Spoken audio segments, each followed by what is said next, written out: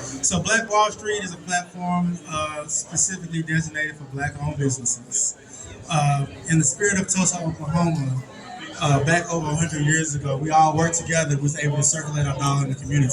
So one main thing we want to do was bring a digital Black Wall Street to the forefront and then relive that spirit through all of us. So over the last 6 years, we've been cultivating, growing businesses, a lot of famous people you already know, and actually getting them out there and getting their businesses up and running at the same time educating people on how to build their credit, how to put together trust, how to build families, and actually come back together and recreate the new digital Black Wall Street. Y'all give Frank a hand, show him some love. Y'all don't realize what room you're in right now.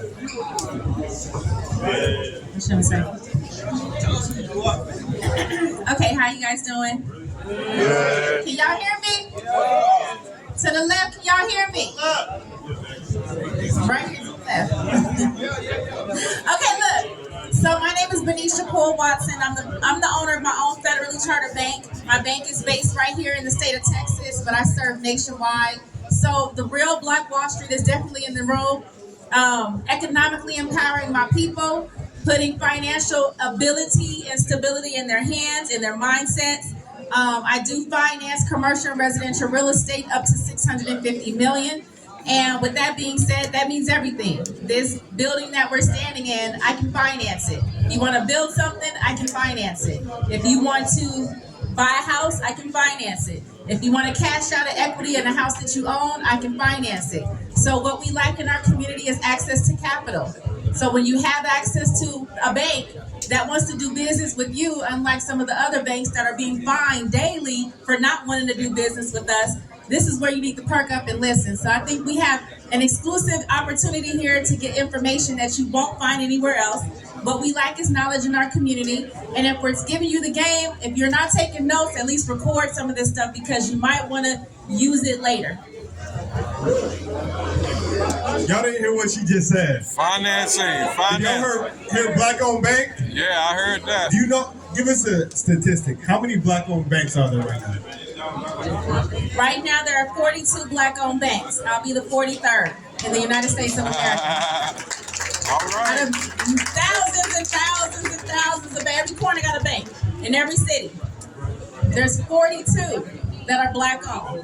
So if I pull up in my military jacket and my baseball hat and my boots and I may not look the part, don't get it twisted. There's some money in the room.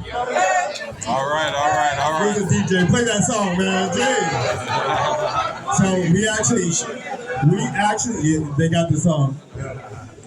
We met at the Biggest Boss conference where I had the opportunity to open up for Eric Thomas, but I was just captivated and just, this is the biggest boss right here. Y'all give her a hand. To have a Black-owned bank. So I'm gonna hand it to you. You do your influence. I'm just gonna stand in the middle. I'm just gonna sit in the middle.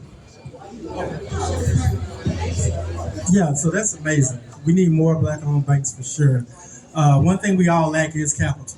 Yeah. So one of the biggest things that we see that's really affected our communities is our credit.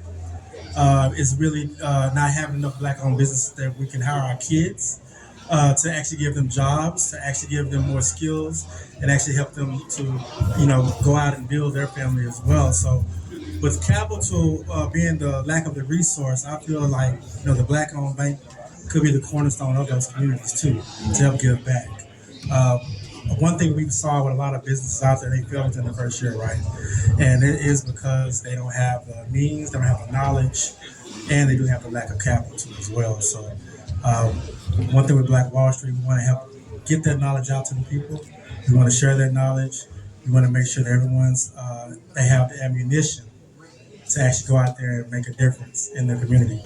It may not happen this generation, but I think the strides and the ways we're going through right now, our kids and our grandkids, will help make the change we're looking for. So on this, I like to share my dreams with y'all, right? So one of the things, I feel like I'm playing with house money right now because people didn't think even this was possible, right? And we're here. Y'all saw yesterday, I got a billionaire mentor, right? I asked him to be my mentor and he said yes. I told him I was going to buy that $100 million building downtown, and he said yes. Now you see the next day, I got a black-owned bank that just pulled up and said, hey, who wants to buy commercial property? There you go. Right? So you write down the goals, you start to pray about things, and things start to happen. So let's talk about those that want to buy a commercial property, because I want to know for myself, a large commercial property, because we're always taught, think small. Even with this conference, it's like, hey, man, you're going to do all these events, you're going to have all these different influencers, government officials. Why not just do an influencer event? Why not just do a celebrity event? Why not just do one type of event and think smaller? But nah, how do we think big when it comes to big projects? First of all, we need to clearly just think. Okay, that's the first thing, because a lot of times we think we are not capable of achieving anything in the space of, oh, I want to buy a house. I could never buy a commercial property. You know what I mean? So yes, think big, but first just think. Put the seed inside of you that says, yes, I can. What it takes to buy a commercial property, I'll tell you, it's three things. You're going to need debt to income ratio that's decent, at least 50% or less. You're going to need a down payment of 20 to 25%. And then you're going to need a LLC. And that's it. So half of the room probably qualifies just based on some of the stuff that I said. But it's not that hard to attain that stuff. Okay, where do you get the 20 to 25% if you don't have it? Have you ever heard of anything called syndicate? Syndication is when all of us get together, this space right here, there's how many of us? 40 of us, 45, 50 people standing here right now. If all 50 of us put in $500, $1,000, we can go to the Dominican and spend $2,000 a trip, do a girls trip or whatever people are doing, go golfing or whatever they say they do wherever they go. If you guys can put money together to go to Miami, you can put money together to buy a building. It's that simple. So if you own a property and you're sitting on it, I talked about that already. You have grandma's house, don't sell it. Pull some equity out of that property. Everybody that owns houses in the United States of America has saw that the equity has gone up. You're sitting on the golden ticket. When we say we don't have it, look around. Just tap into what your existing resources and pull together from the people that are like-minded. All of us are here for a reason. You're entertaining this conversation about 40 acres this weekend for a reason. Take that opportunity and network. We're standing in economic development right here. Everybody that came here has the ability to do something, whether it's 500, 50, whatever you want to do. Create a list. Don't just go to conferences and then just walk away. Network. That's how you build. That's how you attain things that you want to achieve, whether it's a primary residence, an investment house, or a commercial property.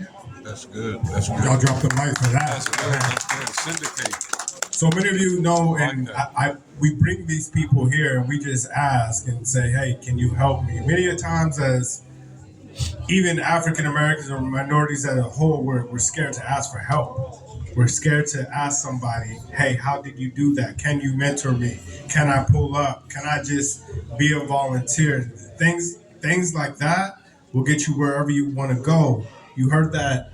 I heard Mr. Robertson. I had the honor to go to dinner with him, and he talked about how he didn't have the money to buy a $150 million news station, how to build a whole network, and just by having a vision and a plan, he did it, right? So that's something that many of you, as we come out of here, you'll get an email from me, and we're gonna do it. Say we gonna do it. I want y'all to say it and mean it. Say we gonna do it. We gonna do it. All right. Next, so in part of the reason